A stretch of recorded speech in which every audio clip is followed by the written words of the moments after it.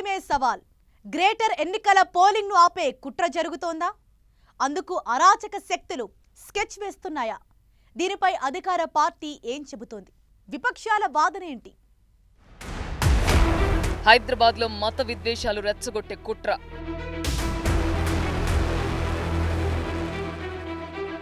Polling నాపేందుకు కుట్రలు జరుగుతున్నాయన్న కేసీఆర్. ముఖ్యమంత్రి వ్యాఖ్యలపై కిషన్ రెడ్డి ఫైర్. ప్రజలను భయభ్రాంతులకు గురి చేస్తున్నారంటూ ఆగ్రహం.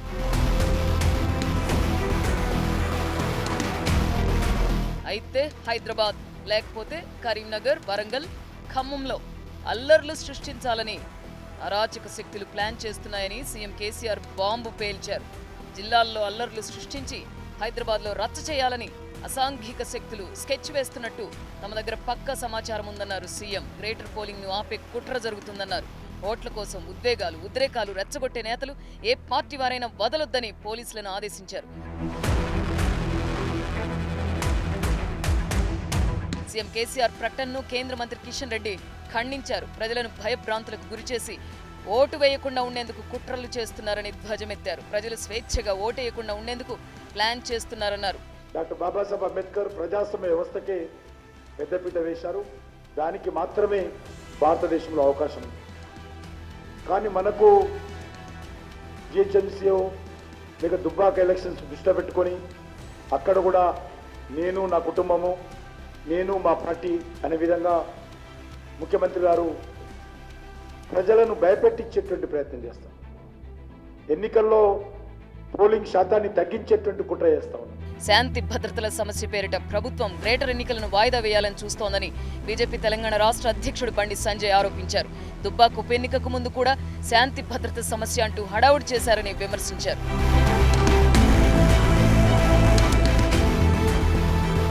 అయితే గ్రేటర్లో శాంతి భద్రతల సమస్య తలెత్తకుండా చర్యలు తీసుకుంటున్నామని డీజీపీ మహేందర్ రెడ్డి అన్నారు. గ్రేటర్ ఎన్నికలను ఆసరాగా తీసుకుని హైదరాబాద్ లో మత ఘర్షణలు తీసుకురావాలని కొందరు ప్రయత్నిస్తున్నారన్నారు డీజీపీ. జీహెచ్ఎంసీ ఎన్నికల్లో ప్రజలు నిర్భయంగా ఓటు హక్కును వినియోగించుకోవాలని సూచించారు. అసాంఘిక కార్యకలాపాలకు పాల్పడుతున్న వారిపై ప్రత్యేక నిఘా ఏర్పాటు చేశామన్నారు. విద్వేషాలు రెచ్చగొడితే ఎంతటి వారిపైనైనా చర్యలు తప్పవని హెచ్చరించారు. జీహెచ్ఎంసీ ఎన్నికలను ఆసరాగా తీసుకొని హైదరాబాద్ నగరంలో, తెలంగాణ రాష్ట్రంలో కొన్ని చోట్ల కొంతమంది విధ్వంసక శక్తులు మత ఘర్షణలు, మత విద్వేషాలు సృష్టించడానికి ప్రయత్నాలు చేస్తున్నట్లు ఖచ్చితమైనటువంటి సమాచారం ఉన్నది. ఇట్టి విషయంలో అందరూ కూడా అప్రమత్తంగా ఉన్నారు. ఈ unsocial elements, rowdy sheeters, rabbit communal elements తదితర అసాంఘిక శక్తులపైన నిరంతర నిఘా పెట్టడం కూడా జరిగింది. పోలీసు శాఖ ఇట్టి విధ్వంసక శక్తుల విషయంలో అత్యంత కఠినంగా వ్యవహరిస్తుంది. చట్ట పరిధిలో కఠినాతి కఠినమైనటువంటి చర్యలు కూడా తీసుకోవడం జరుగుతుంది. సోషల్ మీడియాపై పోలీస్ శాఖ పూర్తి నిఘా పెట్టింది. ప్రజలను రెచ్చగొట్టే, తప్పుదో పట్టించే పోస్టులను నూతన టెక్నాలజీలు ఉపయోగించి తక్షణమే గుర్తిస్తోంది. అలాంటి పోస్టులు చేసే వారిపై కఠిన చర్యలు తీసుకుంటామని పోలీసులు హెచ్చరిస్తున్నారు.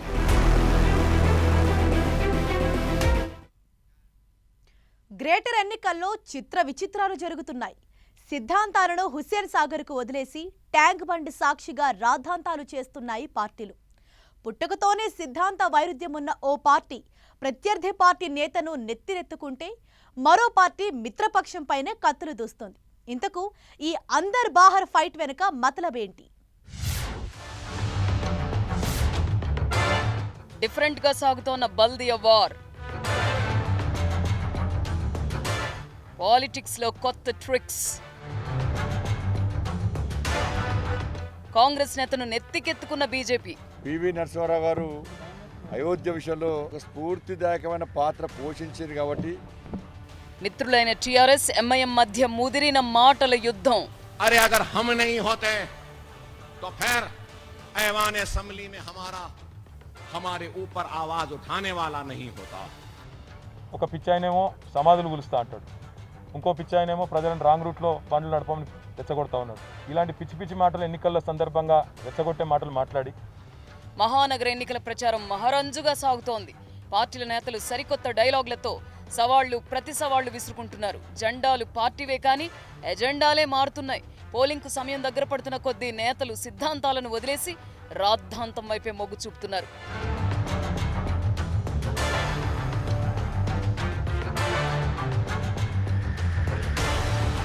ఏ పార్టీ అయినా ఎన్నికల వేళ ప్రత్యర్థి పార్టీని ఏకిపారేస్తుంది. ఇక సిద్ధాంత వైరుధ్యం ఉన్న పార్టీనైతే ఓ రేంజ్లో ఎండగడుతుంది. కానీ గ్రేటర్ ఎన్నికల్లో ఉల్టా పల్టా అయింది.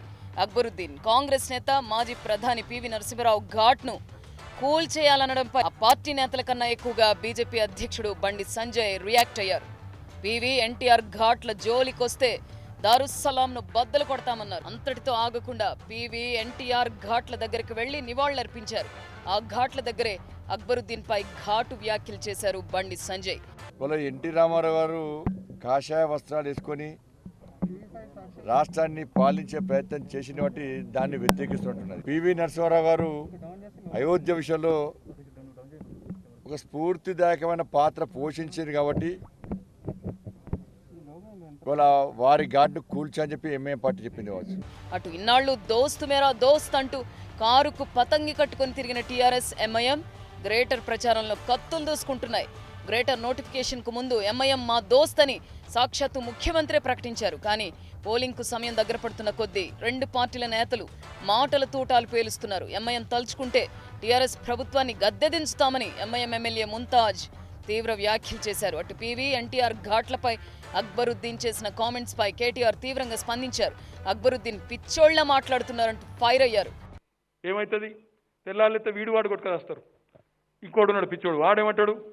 ఎన్టీ రామారావు సమాధిని గులగొడతా, పివి నరసింహరావు సమాధిని గులగొడతా, ఆయన ఒకడు మోపోయింది మనకు. అటు వాడు ఇటు వీడు, ఇదా మనకు కావాలి హైదరాబాద్లో. సమాధులు గులగొడతాను ఒకడు, రాంగ్ రూట్లో కొని చాలాన్లు కడతాను ఇంకొకడు, ఇద్దరు పిచ్చోళ్ళు. అయితే పార్టీలు ఇలా వ్యవహరించడంలోనూ రాజకీయం ఉంది. హిందూ ఓటు బ్యాంక్ కోసం బీజేపీ ఎంఐఎంను టార్గెట్ చేసింది. అటు ఎంఐఎంతో ఫ్రెండ్షిప్ వల్ల టీఆర్ఎస్ కున్న న్యూట్రల్ హిందూ ఓట్లకు గండి పడకుండా గులాబీ నేతలు మజ్లిస్ను ఏకిపారేస్తున్నారు. ఈ పార్టీల యూటర్న్లకు ఓటర్లు ఎంతవరకు ప్రభావితమవుతారో చూడాలి మరి.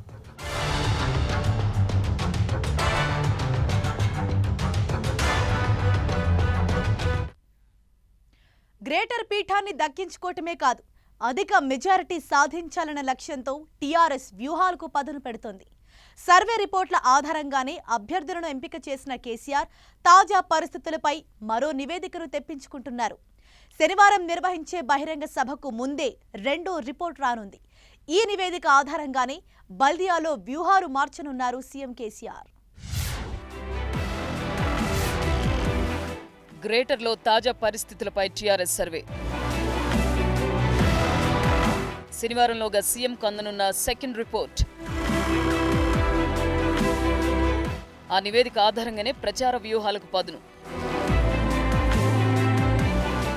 జీహెచ్ఎంసీ ఎన్నికలను ప్రధాన పార్టీలన్నీ ప్రతిష్టాత్మకంగా తీసుకున్నాయి. గతంలో కేటీఆర్ అన్ని తానే వ్యవహరించి 99 సీట్లలో పార్టీని గెలిపించి మేయర్ పీఠాన్ని కైవసం చేసుకున్నారు. ఇప్పుడు కూడా ప్రచారంలో దూసుకుపోతున్నారు. కానీ బీజేపీ, కాంగ్రెస్ ఈ ఎన్నికలను సవాల్గా తీసుకున్నాయి. మేనిఫెస్టోలో నగర ఓటర్లపై హామీల వర్షాన్ని కురిపించాయి. దీంతో సీఎం కేసీఆర్ ఎంట్రీ కావాల్సిన పరిస్థితి ఏర్పడింది. ప్రతిపక్షాల విమర్శలను తిప్పికొట్టడమే కాదు, వాళ్ల హామీలు నీటి మూటలన్న విషయాన్ని ప్రజల్లోకి బలంగా తీసుకెళ్లాల్సిన అవసరం ఉందని టీఆర్ఎస్ భావిస్తోంది.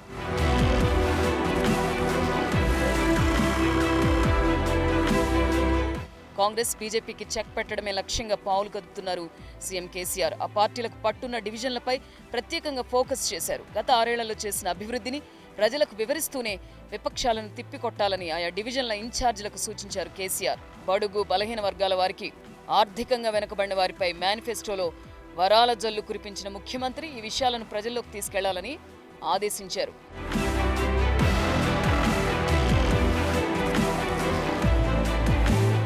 ఒకవైపు మంత్రి కేటీఆర్ ప్రచారం నిర్వహిస్తుంటే మరోవైపు ఆయా డివిజన్లలో మంత్రులు, ఎంపీలు, ప్రజాప్రతినిధులు, ఎమ్మెల్యేలు, ఎమ్మెల్సీలు మకాం వేసి ఓటర్లను ఆకర్షించే పనిలో నిమగ్నమయ్యారు. అయితే సీఎం కేసీఆర్ 120 డివిజన్లలోని పరిస్థితులు, పార్టీకి, అభ్యర్థికి ఉన్న జనాదరణపై మొదటి సర్వే రిపోర్ట్ని తెప్పించుకున్నారు. ఆ రిపోర్ట్ల ఆధారంగానే ఇప్పటి వరకు ప్రచారం నిర్వహిస్తూ అక్కడి పరిస్థితులను చక్కదిద్దుతున్నారు. ఇప్పుడు రెండో సర్వే రిపోర్ట్ కోసం ఎదురు చూస్తున్నారు.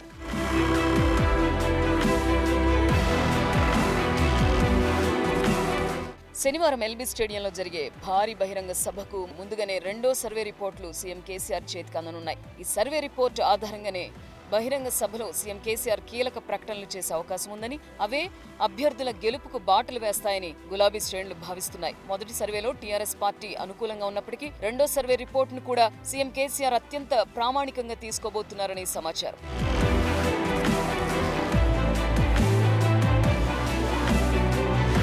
దుబ్బాక ఉప ఎన్నికలో ఓడిపోవడంతో బల్దియాను సీఎం కేసీఆర్ సీరియస్ గా తీసుకున్నారు. మేయర్ పీఠాన్ని కైవసం చేసుకోవడంతో పాటు 2016లో కంటే అధిక స్థానాల్లో గెలవాలని వ్యూహ రచనలు చేస్తున్నారు. అందుకే రెండో సర్వే రిపోర్టు ఆధారంగా బహిరంగ సభలో ప్రసంగించనున్నారు సీఎం కేసీఆర్. ఆ సభలోనే మేనిఫెస్టోలో పొందుపరచని మరిన్ని హామీలు ఇచ్చే అవకాశం ఉందంటున్నారు టీఆర్ఎస్ నేతలు. కేంద్రంలో అధికారంలో ఉన్న కమలదళం గల్లీలోనూ గెలవాలని పావులు కదుపుతోంది. అందుకోసం జాతీయ నేతలందరినీ ప్రచారంలోకి దింపుతోంది. వారితో పాటు జనసేన అధినేత పవన్ కళ్యాణ్తో కూడా క్యాంపెయిన్ చేయించాలని ప్లాన్ చేస్తోంది.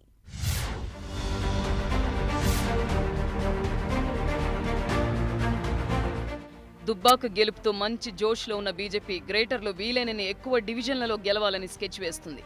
బల్దియాలో సత్తాచాటి మిషన్ 2023కి గట్టి పునాది వేయాలని యోచిస్తోంది. అందుకే ప్రధాన వ్యూహకర్త కేంద్ర హోంమంత్రి అమిత్ షాతో సహా పలువురు కేంద్ర మంత్రులు, జాతీయ నేతలు, మహిళా యువమోర్చా నాయకులు హైదరాబాద్ బాట పడుతున్నారు. ఆఖరి 4 రోజుల్లో అగ్రనేతలతో ప్రచారాన్ని హోరెత్తించేలా కార్యాచరణను రూపొందించింది. వీరితో పాటు యూత్ ఓట్లను ఆకట్టుకునేందుకు పవన్ కళ్యాణ్ను కూడా రంగంలోకి దింపుతోంది.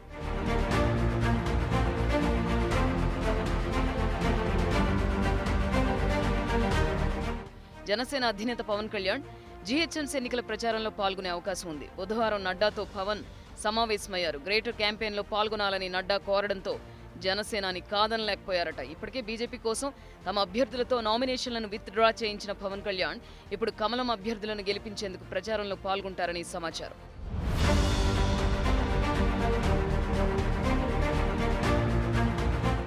అయితే పవన్ కళ్యాణ్ ఒక్కరే ప్రచారంలో పాల్గొనరని, అమిత్ షా, నడ్డా ప్రచారంలో పాల్గొంటారని జనసేన నేతలు చెబుతున్నారు. పవన్ ప్రచారం తమకు కొండంత మేలు చేస్తుందని బీజేపీ నేతలు భావిస్తున్నారు. మరి ఈ జనసేన పవనాలు కమలం వికాసానికి ఎంత మేరకు ఉపయోగపడతాయో చూడాలి.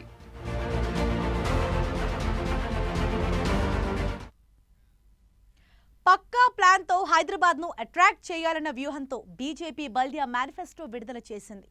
అయితే కమలం మేనిఫెస్టోపై కారు డ్రైవర్ ఫైర్ అయ్యారు. తాము అమలు చేసిన పనులను మేనిఫెస్టోలో పెట్టుకున్నారంటూ సెటైర్లు వేశారు. గ్రేటర్ ప్రజలను ఆకట్టుకోవడమే లక్ష్యంగా బీజేపీ మేనిఫెస్టోపై టీఆర్ఎస్ సెటైర్లు.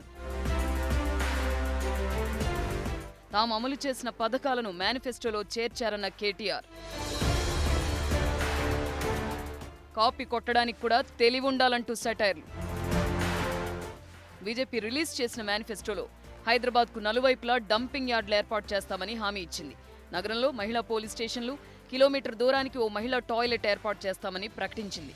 5,000 రూపాయలు సంపాదించే వారి నుంచి మొదలుకొని ₹1,00,000 సంపాదించే వారి వరకు హైదరాబాద్లో ప్రతి ఒక్కరూ సంతోషంగా ఉండే విధంగా ఈ మేనిఫెస్టో రూపొందించడం జరిగింది. హైదరాబాద్ ప్రజలకు అభివృద్ధి, ఆత్మగౌరవం రెండు ముఖ్యమే. ఈ రెండింటిని ప్రతిబింబించే విధంగానే ఈ మేనిఫెస్టోను రూపొందించడం జరిగింది. అయితే ఆ మేనిఫెస్టోలో వినియోగించిన ఫోటోలు ఇప్పుడు టీఆర్ఎస్కు ఆయుధంగా మారాయి. ప్రస్తుతం తెలంగాణలో టీఆర్ఎస్ ప్రభుత్వం చేస్తున్న పనులకు సంబంధించిన ఫోటోలను ఆ మేనిఫెస్టోలో వినియోగించారంటూ టీఆర్ఎస్ శ్రేణులు బీజేపీని ట్రోల్ చేస్తున్నాయి.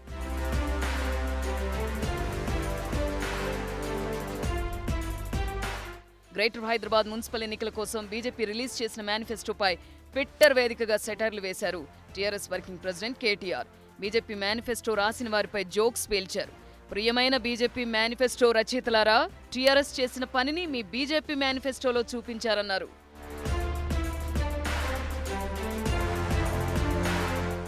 మేం చేసిన పనికి మీరిచ్చిన కితాబుగా భావిస్తామన్నారు. అయితే బీజేపీకి కాపీ కొట్టే తెలివి కూడా లేదని విమర్శించారు. గ్రేటర్లో 100 సీట్లలో గెలిపే లక్ష్యంగా కారు దూసుకెళ్తోంది. ప్రచారంతో హోరెత్తిస్తోంది. అయితే 150 డివిజన్లున్న గ్రేటర్లో టీఆర్ఎస్ 120 స్థానాలపైనే ఫోకస్ చేసింది. మిగతా 30 సీట్లను లైట్ తీసుకుంది. ఇంతకీ ఆ సీట్లను ఎందుకు వదిలేసింది?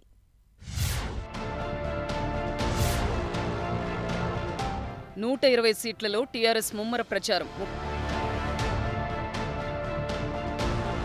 30 డివిజన్లను ఎంఐఎంకు వదిలేసిన టీఆర్ఎస్. ఆ 30 సీట్లలో నామమాత్రపు పోటీ.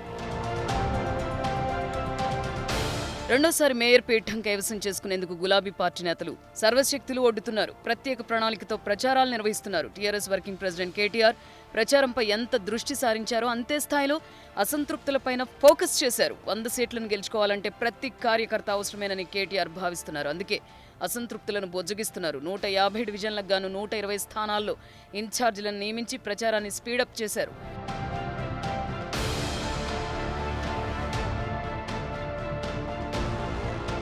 120 డివిజన్లలో రోజువారీ పరిస్థితులను పరిశీలించేందుకు 10 మంది సీనియర్ నేతలతో ఓ కమిటీని నియమించారు సీఎం కేసీఆర్. పరిస్థితులకు అనుగుణంగా 10 మంది స్ట్రాటజిక్ కమిటీ చర్చించి డివిజన్లో అమలు చేయాల్సిన వ్యూహాన్ని ఖరారు చేస్తుంది. ఇందుకోసం సమన్వయకర్తగా మరో నేతకు బాధ్యతలు అప్పగించారు. మరో 30 డివిజన్లను టీఆర్ఎస్ ఎంఐఎంకు వదిలేసింది. ఎంఐఎంకు పట్టున్న డివిజన్లలో టీఆర్ఎస్ చేతులెత్తేసింది. ఆ స్థానాల్లో తమ అభ్యర్థులను నామమాత్రంగా నిలిపింది. 120 డివిజన్లలో కనీసం 10 నుంచి 15 చోట్ల ఎంఐఎం గట్టి పోటీ ఇస్తుందని టీఆర్ఎస్ భావిస్తుంది. మిగతా చోట్ల బీజేపీ, కాంగ్రెస్తో త్రిముఖ పోటీ ఉంటుందని గులాబీ నేతలు చెబుతున్నారు. అయితే సిట్టింగ్ స్థానాలతో పాటు మరికొన్ని స్థానాలను గెలుచుకుని సెంచరీ కొడతామని టీఆర్ఎస్ ధీమా వ్యక్తం చేస్తుంది. ఇది వాటి బస్తీ మే సవాల్. చూస్తూనే ఉండండి 10 టీవీ. జనం కోసం, నిజం కోసం.